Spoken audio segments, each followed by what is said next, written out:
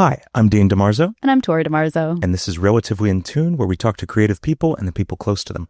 Today we're joined by Robbie Rosen, a singer, songwriter, producer, incredibly prolific all-around musician, and American Idol contestant on season 10. And he's joined by his friend and collaborator, JeLa. They're both wonderful singers, have produced an incredible number of songs. And I'd like to have the two of them introduce themselves. All right. Well, I am Robbie Rosen.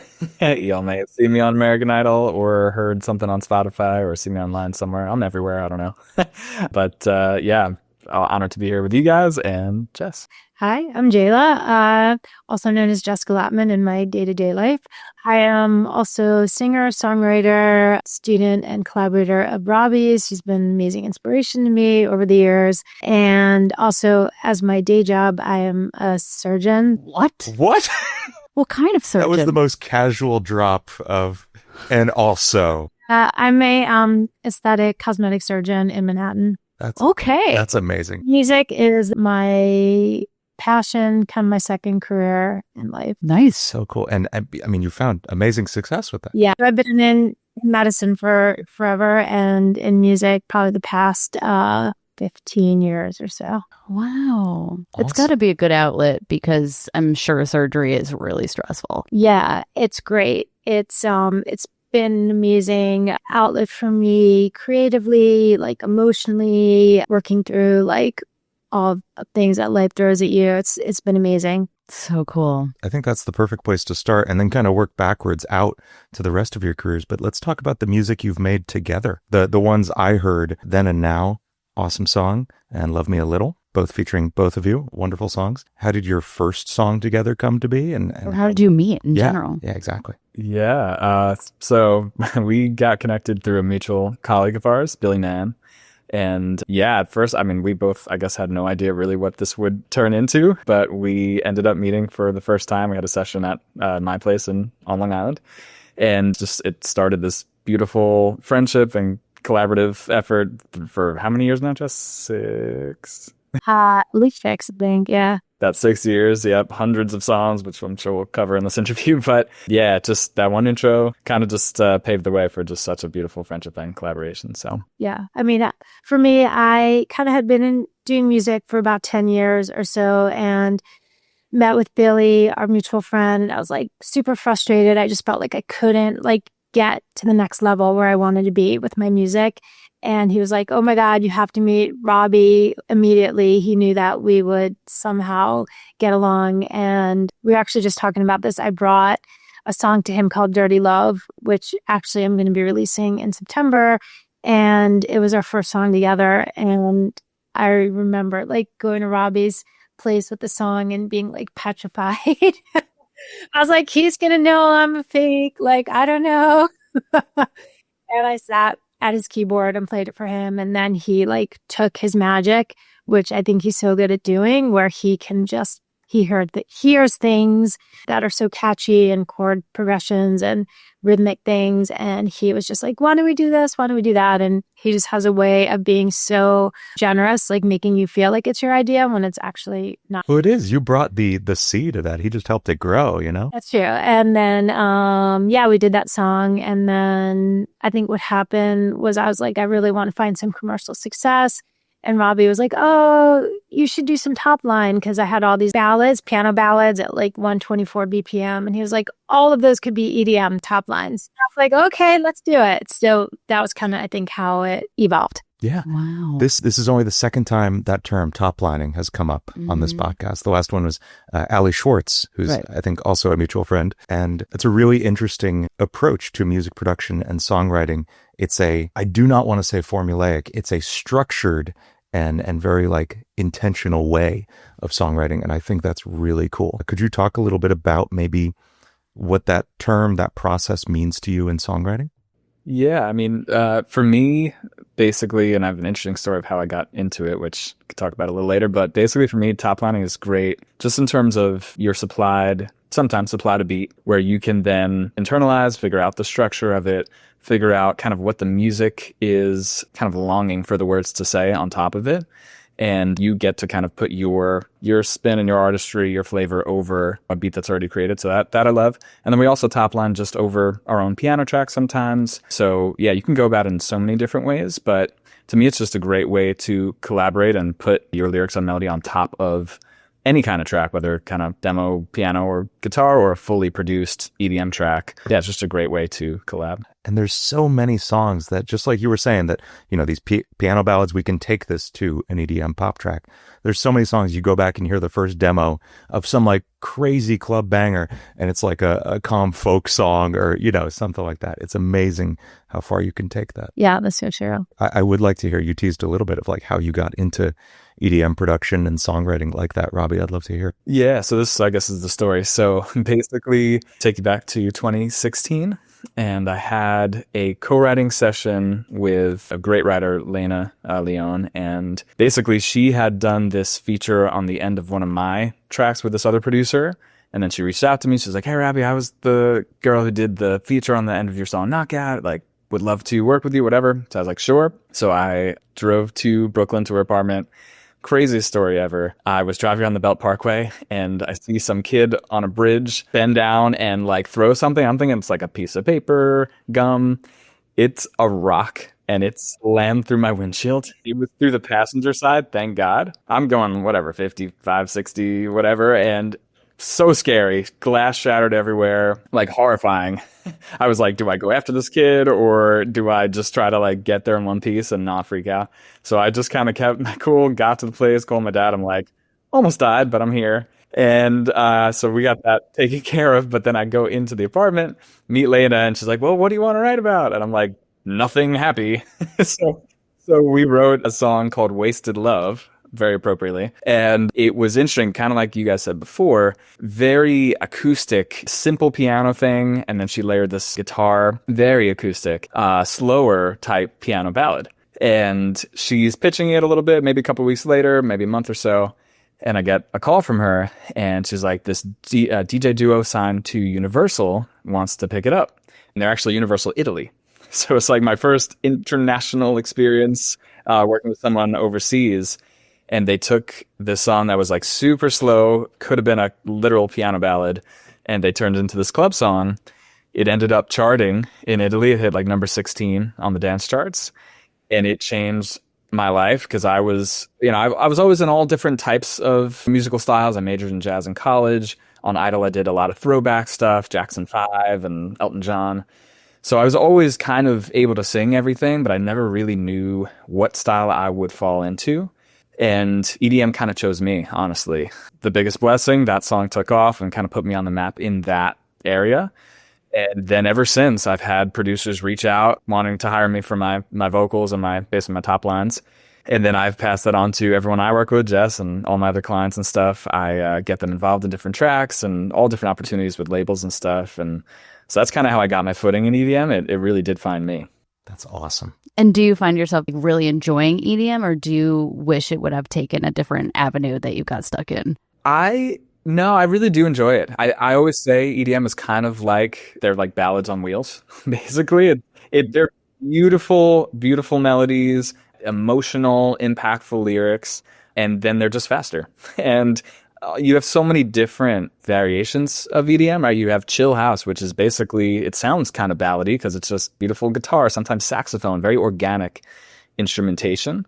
So yeah, a lot of times it doesn't really feel like you're doing this EDM music, this dance music, because it's just beautiful stuff. So yeah, it's such a diverse, like there are so many micro genres within that. Now, do you do the production side of things in terms of instrumentals? Not EDM, ironically. So most of the stuff that I release, almost 99% of it is not my production. It's other producers sending me their tracks and then wanting to bring me on to them for my vocals and songwriting. I do produce a lot of pop stuff for other artists. So that's kind of where my production comes into play. I love doing the pop stuff, dark pop stuff, kind of emotional stuff. That's kind of my strong suit production-wise. But I've honestly never produced an EDM track myself. So interesting. That's so funny how that happens. Yeah. That's cool. Yeah, absolutely. I want to talk about the sheer number of songs you've released because, I mean, you just said something like 200, 250? I think we've written like 300 songs together. How do you approach songwriting? Yeah, I mean, usually, for me, it depends. Like, I do both EDM and then also some more like singer-songwriter pop. So for the EDM, usually we'll get a track from a producer, and sometimes they'll give a reference, like what they want it to be about, or kind of an idea. So we'll go with that, or we'll listen to the track and see what it brings up for us. But for me, I think anytime I write a song, it has to come from something that I've experienced in my life. So even if we're writing an EDM song or something, there's always like a little piece of it that is like from a personal experience. And then I also keep on my phone something called the hit list, which Robbie knows about, which is just like a list of song concepts and song ideas. So sometimes we'll listen to a track and then we'll just be like, okay, well, let's go to the hit list and like see what inspires us. And then it'll either sometimes just start from the hook or a verse, or I don't know, every time I feel like it's a little bit different. But I would say it's always like related back to something that's happened, for me at least. That's so good that you note that, like, writing the hit list, these ideas that come to you, maybe it's a phrase or a title or something. Not all the creative process happens at once. One part of it happens over here writing the list, and then later you're in writing mode, you're in songwriting mode, but you need a starter, so you go back to that, and it's this multifaceted process. That's cool. I think also like one other thing I would say that I think sometimes is a misconception. I think Robbie will agree. Like, I'm not always like inspired when we sit down to write. Like, we have certain times, like Robbie and I meet every Monday and Friday for a set time, at a set time. And there's a lot of times like that I'll show up or he'll show up, or I don't know, where I don't feel like inspired. I don't feel like writing. But I think, and I heard Taylor Swift talk about this, which I thought was so interesting, who's like, I'm a big fan of her writing, and where it's like, you just have to know your process. And so we just know, we listen to the track and we know what makes a good song. And so even if we're not deeply pulled by the muse, we can make a great song. Yeah. That's interesting. I don't know that I could do that. I mean, as somebody who really has never done this, but it seems very hard if you're not in that direct mood and mode to just still be able to pull out something great. The approach I take is knowing that nothing bad happens if I write a bad song. I don't have to show it to anybody. I just have to write some words on a page, and if I don't like them, I delete them and I come back the next day. And that happens 9 times out of 10, and then I'll get a good song after a couple weeks. So I think we just keep moving forward. Like, we don't judge. We just keep going. And then we'll maybe go back, but you can't, if you're like too judgy of it, then like nothing ever happens. you can't be an editor and a writer at the same time. Yeah, one thing to add too, I think, especially with Jess, we just complement each other's skill sets so well. Jess is a master lyricist, and I really hear melodies pretty easily, so I could hear a track and in 2 seconds come up with some melody. It might not be the melody that sticks, but something just to get us going. And then Jess just flows out lyrics like water. It's ridiculous. I don't know how you do it, but it's like Robbie will start humming something, and then I'll start like, it's like the craziest thing. And sometimes we'll have other people come into our sessions and they're like, what is going on with you guys? We don't understand it. Like, he'll start humming and I'll start talking. Yeah, it just works. It's so cool and it's so effortless. And I've written with so many people over the years, and just, I honestly don't think I've ever found it easier to write with anybody ever. It's seriously, and I'm not just saying that because we're on an interview, like, it's so true. I'd be dead honest all the time, but it gets so easy. And then even when I'm writing some stuff on my own, I'm like, what would Jess say here? You never told me. You never told me. Yeah. No, I really do think, like, all right, if we were co-writing this song, how would we approach it? Ooh, is this line too simple? How would Jess phrase it? I really do think that when I'm writing on my own sometimes. That's so nice. You've never said that to me. Yeah. No, it's true. It's true. I'm with you even when I'm not with you. Exactly. But it really is so true. And like, when you find someone who really just gets you as a writer and a person, it's so important, but especially in the session as a writer, it really is effortless. Can we back up for a moment and start from what got you interested in music in the first place for both of you? How did you go from little kid to now interested in music? Yeah, for me, I mean, my mom was a professional singer for like 26 years. She and my uncle were in a duo. They were called Sibling Harmony, to make sense.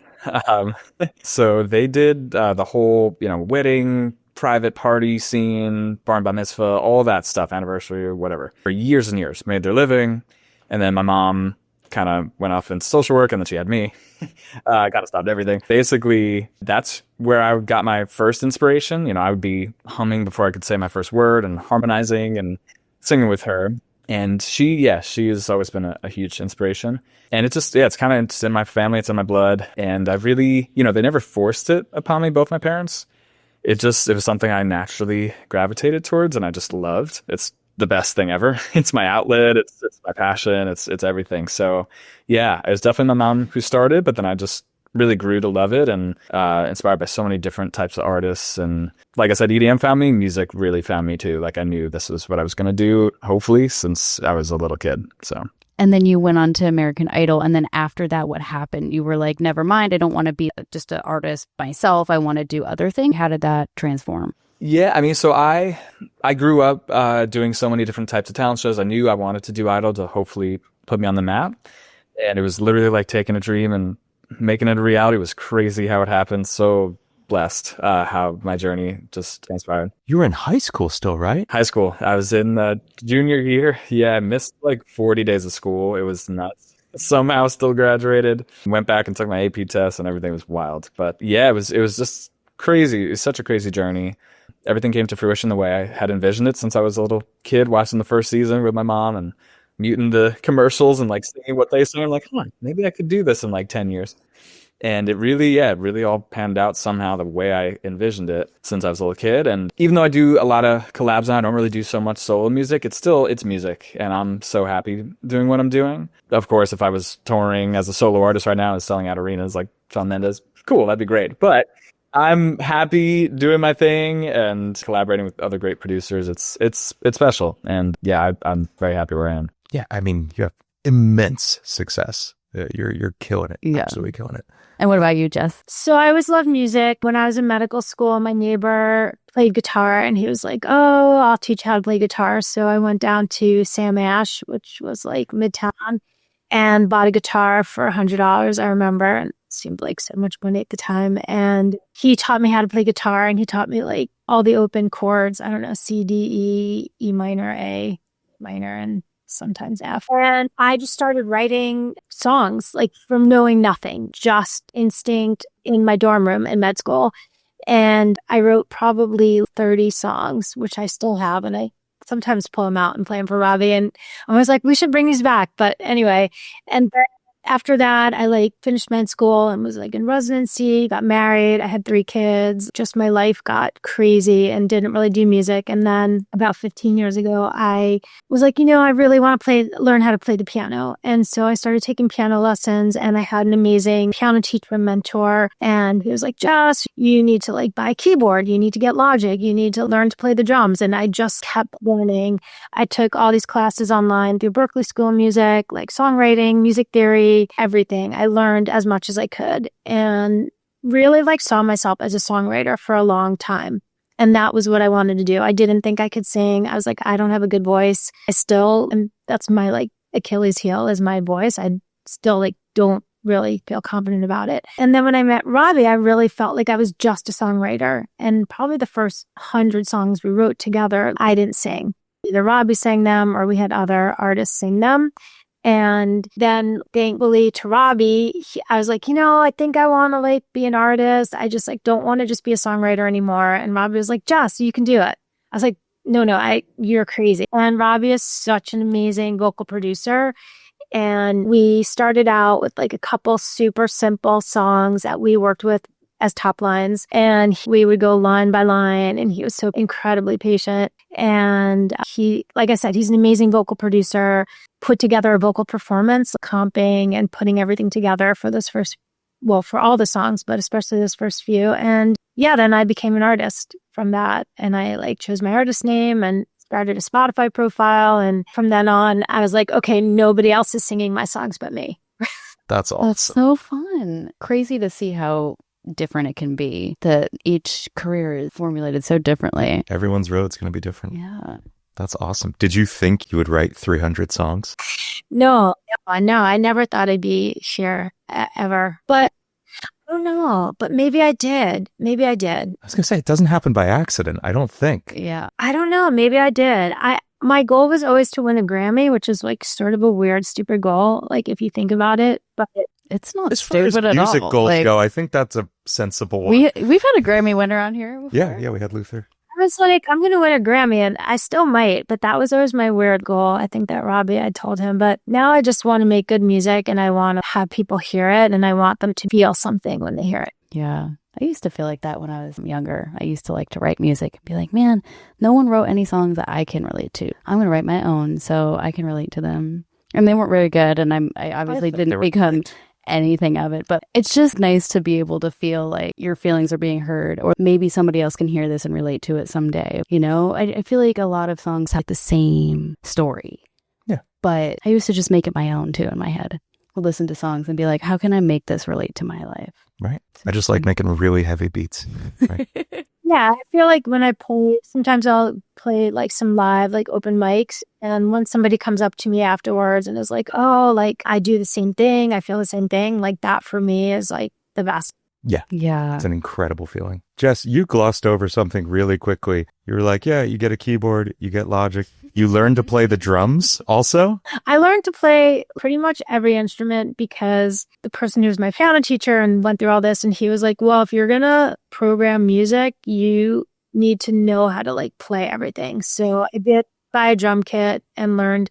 He's like, you can't program a snare if you don't know what a snare is. So I did learn to play the drums. I know the guitar. That was about it. You had Piano. time to do that during medical school? Yeah, right? I have medical school friends, and he is like 36 years old and still like crying on the floor. Like, I can't imagine. That was after med school.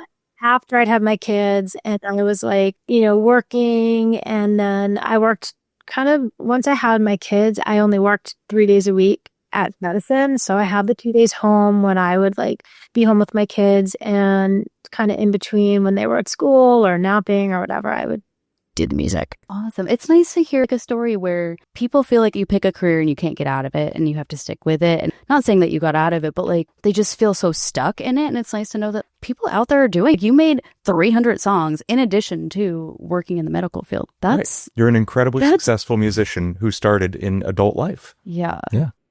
Yeah. And I think like the thing that I really want to get across to people is I don't think there's any time limit or age limit to fulfill your dreams. And I had a dream that started when I got my piano when I was 38. That was my gift. And that was when I was learning to start to play the piano. There's no time frame or age limit or gender limit or anything to making your dreams come true. So I think it's like a really important message for people. But this is relevant to the kind of conversations we've been having, that you felt stuck in the career you ended up in, and it's be really cool to try something else. Yeah. But it's scary. It's hard. It is scary because like you feel like you know how to do one thing, and then to transition to something else it's scary to start over. Yeah. I've been in it 11 years. So to just say no and have no clue what I'm going to do next. I literally have no idea. I have nothing planned, nothing lined up. I've applied to a few internships, but that's it. And I'm 33. Who gets an internship at 33? But well, I'll say one thing that you should listen to. So do you know Ina Garten? No. So Ina Garten, she is a chef. She's on the Food Network, and you should Google on YouTube, like Ina Garten, her life story. And she actually has a book also. Started out working for the government, doing some kind of nuclear planning thing. And then she decided she wanted to go into food. So she bought a food store out in West Hampton, did that for many years, and then was like, I don't want to do this anymore. Sold her food company, and for 2 years did nothing. Then ended up on the Food Network. And now she's like a Food Network star, has written probably 30 cookbooks. Such an inspiration. But there's an interview of her, and she talks about her decision to like sell. And she was probably in her 50s at the time that she sold her food store and started her career at the Food Network. And she had no plan when she sold the food store. And she did nothing for a year. And she's like, sometimes you have to have that open space of nothing to then find your next thing. I know. Everyone is saying that. And It's finding that courage to be like, you know what? Yeah. It's all right. I have backup. I've done this for 11 years so that I can have backup. Like I supported him while he found his thing, and now he's like, I want to do it for you. Yes. But She sat through 15 years of a very unprofitable YouTube channel, and now it's profitable, and now you can make the jump. yeah.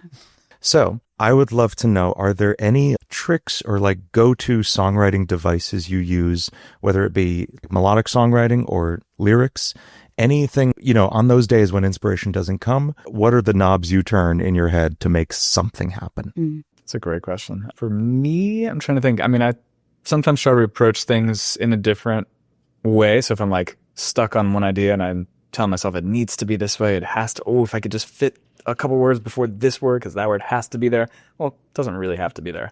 It'd be great, but you can also pivot. It hurts so much to get rid of that word, though. You get committed to it. It does. But you can pivot, and pivoting is not a bad thing. Kind of opens up new horizons, and maybe then it'll almost give you that space to then come back and find the right route to that word that you wanted. So I kind of pivot and try to think of alternates. So that's one. I don't know. I think people talk about writer's block all the time.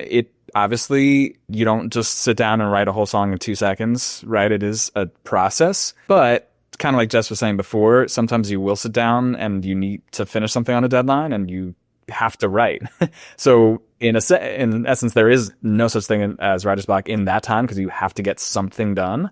So pushing yourself a little bit at times when you think, nothing's coming, I should just step away. Maybe not. Maybe just try to pivot and think of a different route and kind of just fight through it. Because just like anything in life, it's not easy. But if you kind of give it that effort and you stay on course and try to think outside the box and different ideas and different approaches, then you'll figure something out that does work. I mean, I think for me, I never worry because I always know that something will come. So I think sometimes like a lot of writer's block is actually the fear that like you're going to be stuck there with nothing forever.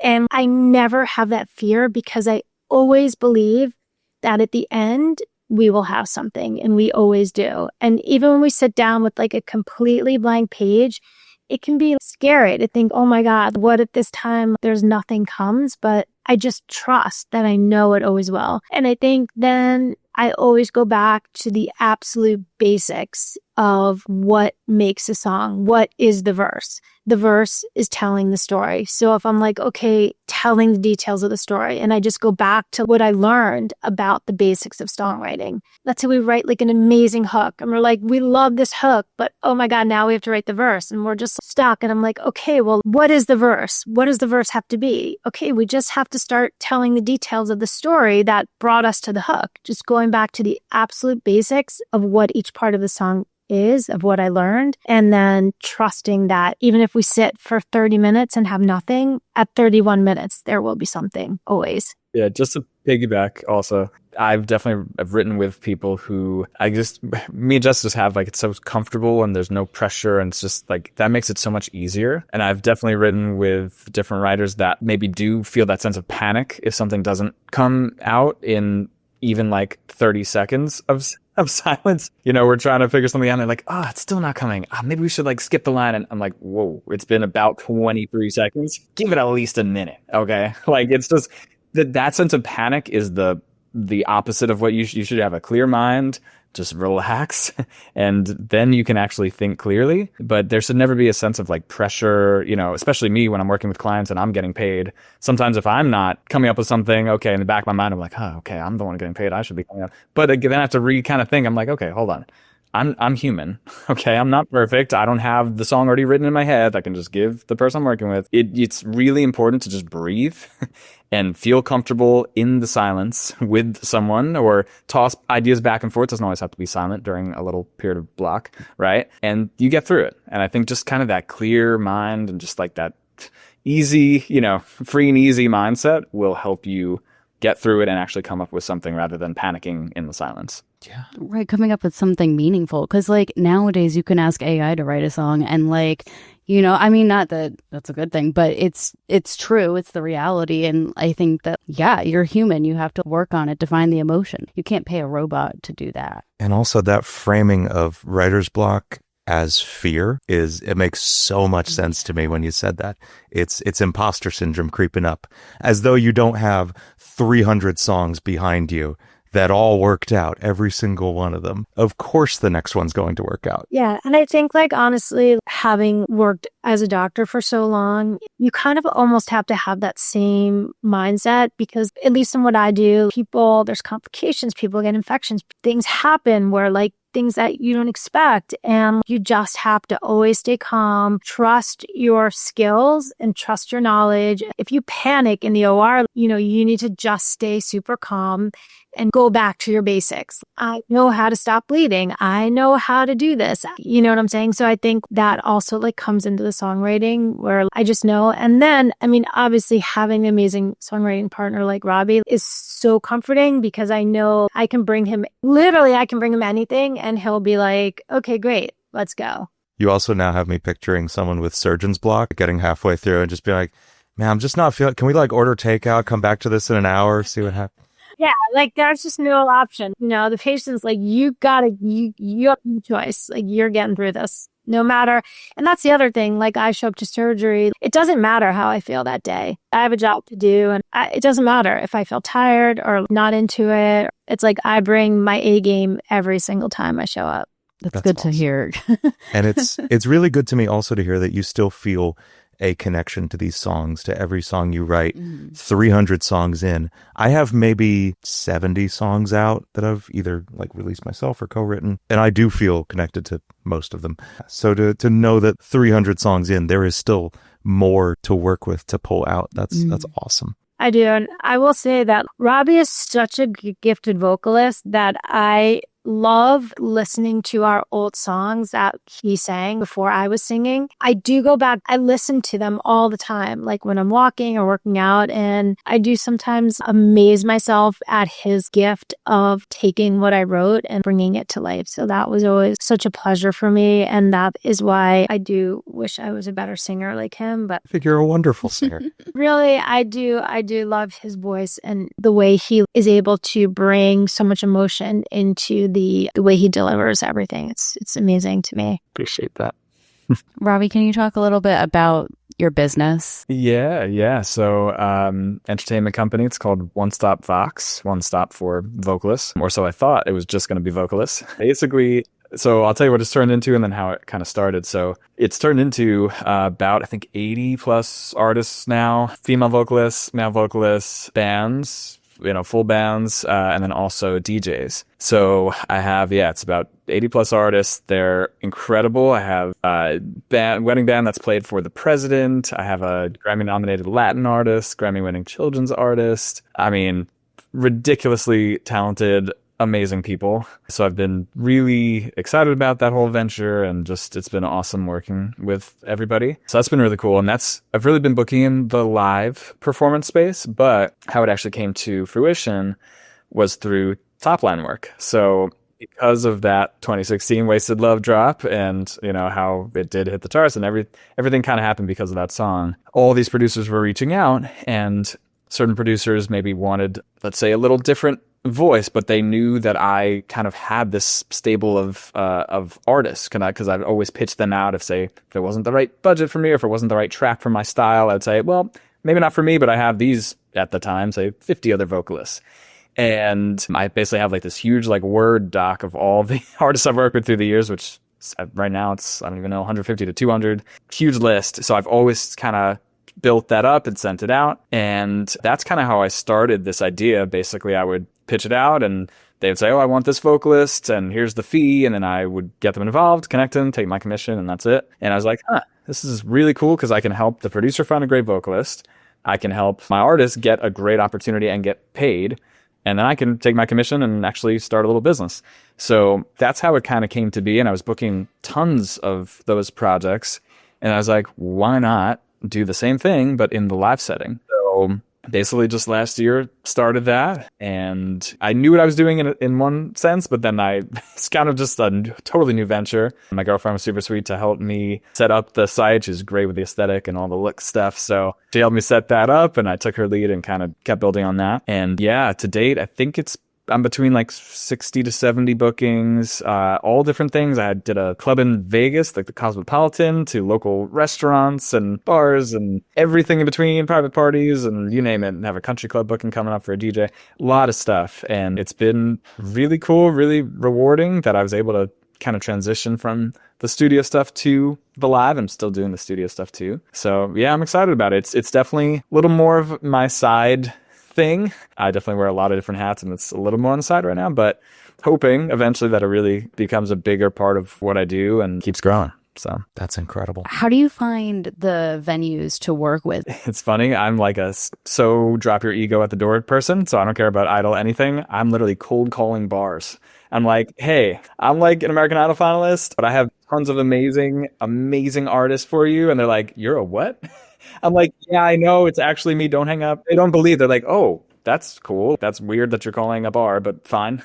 So I literally, no ego, calling these local places, putting in the kind of the dirty work behind the scenes and trying to just grow it step by step. It's really just me right now. I have a friend of mine who's great, who's helping a little bit on the side when she can. But yeah, it's been kind of a one-man show. So a lot of work.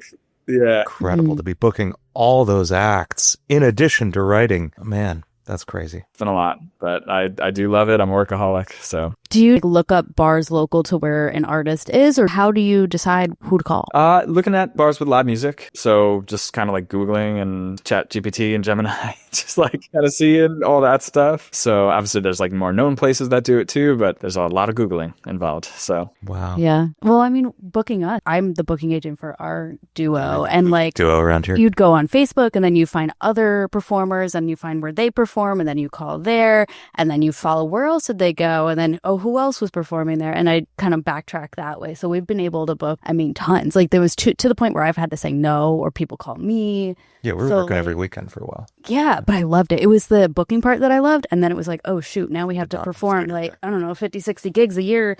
And we didn't want to do that. And I would have given them the other people at that point. But it was like the fun part for me. So yeah. No, I see it. I get it. She loves booking things. Yeah. She's obsessed with it. It's fun. Yeah. I mean, because I've always had kind of the business acumen side and then obviously the creative side too. But I love both. I teach music business and songwriting on the college level too. So I love both worlds. And just, locking in the booking is such like a rewarding thing. Even if literally the commission's like $40. Like, I don't even care. Like, I'm just so excited that I'm like, hey, I booked this bar.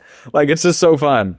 And, obviously those small ones eventually accumulate, but it's just the fact of like, all right, I got this artist booked. They're making money. And I've had artists say like, oh, can you please book me? Like, I'm trying to rely on this money to pay my car insurance. I'm like, all right, if I can actually help people make somewhat of a living through doing what they're talented and blessed to have that gift, why not? Yeah, that's so fun. That's fantastic. This is giving me ideas. Yeah. What would be something in the next 3 to 5 years for both of you? Like, what's the next biggest thing you can imagine tackling? It's a really good question. I mean, one thing I'll go along with Jess, I'm on the Grammy train too.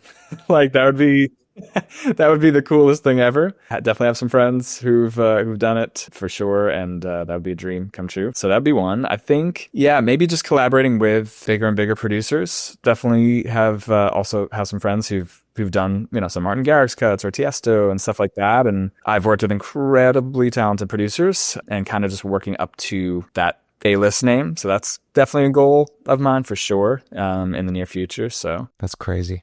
What about you, JeLa? So I think that for me, I would like to, I love the toplining. I think I would like to also transition more into like really creating my own artist profile.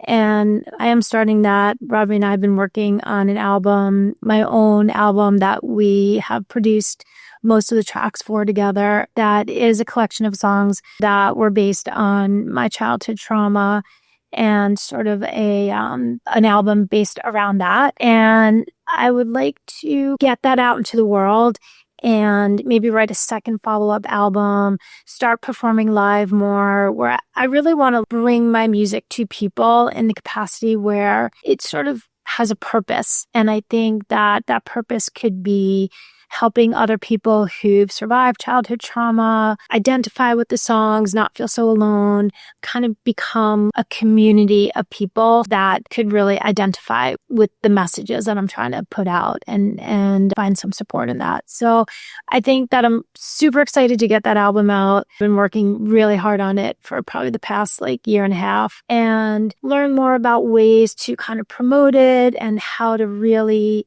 get it out to the people that are going to get the most emotional support from it. Yeah. As somebody who went through childhood trauma, maybe didn't realize it at the time, but I definitely did. I think that's what I was searching for in songs as I was growing up. Where are these songs? Where are they for me? Somebody like me who needs to really hear something like that. So that's really cool. And I super appreciate that you're doing that. And what gave you the strength and courage to do that? Because it's a very vulnerable thing to talk about and not something most people feel comfortable sharing. Yeah, I mean, I think it took a really long time. I mean, a lot of my life to even realize, well, I think sort of in the middle of my life, I was emotionally unwell because I didn't really understand why.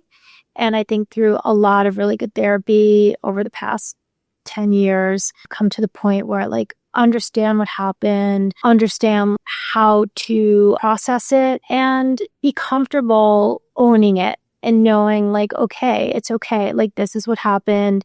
This is who I am because of it. And also I think the support of my husband and my kids, and finally getting to the point where I did have to stop speaking with my parents. Unfortunately, I kind of went no contact with them about 2.5 years ago, which was one of the hardest things I ever did. But it was to save myself. I had to do that. And I want to empower other people who are sort of coming to the realization that they deserve not to continue being abused. And it continued for a lot of my life. And so I really want to be able to empower people to not feel ashamed about talking about it and not feel ashamed about sort of the standards for society where well, it's your parents. I was well, yeah, but it's me too, and that's okay to just speak your truth. But yes, it was a lot of pain and suffering and a lot of therapy and a lot of good support from my family. And Robbie's, been through it with me. And I mean, he's just been so amazing through the whole thing and just so encouraging. And like I said, the first song I brought to him was a song called Dirty Love, which was about the themes of abuse. And it's going to be the first song that I release because I think that it'd be so beautiful to come full circle with that. Wow. I resonate with a lot of what you said in this podcast. And I feel like a lot of what you said really resonates with me. Yeah. Well, it's so amazing. When I tell my story and talk to people and start singing my songs out live, there's so many people who are oh my God, yes, I feel what you're saying. And I do the same thing. And I have a song about self-sabotage. And I have all my songs are themed about, because I've been through much therapy and examined so much of my life, that it's all my songs had themes of what I went through to get to a certain place. And then when I talk about it and sing the songs, people are yes, I felt that too. And I understand. And, so that to me, I take that over a Grammy any day. Yeah. And music gets so much deeper to the heart. Yeah. It's what we need. I'm really thankful that you're that brave, and being able to do that is really, really cool. And we're looking forward to the album. Yeah. Is there anything you want to promote? My album coming out September, I think 19th or so. What about you, Robbie? Anything? For me, I mean, Jess and I release songs pretty much every single Friday. So just be on the lookout for this coming Friday. There's always something pretty much every week coming out. Yeah, just really grateful for everything that we've done together, and just have you been there for me also.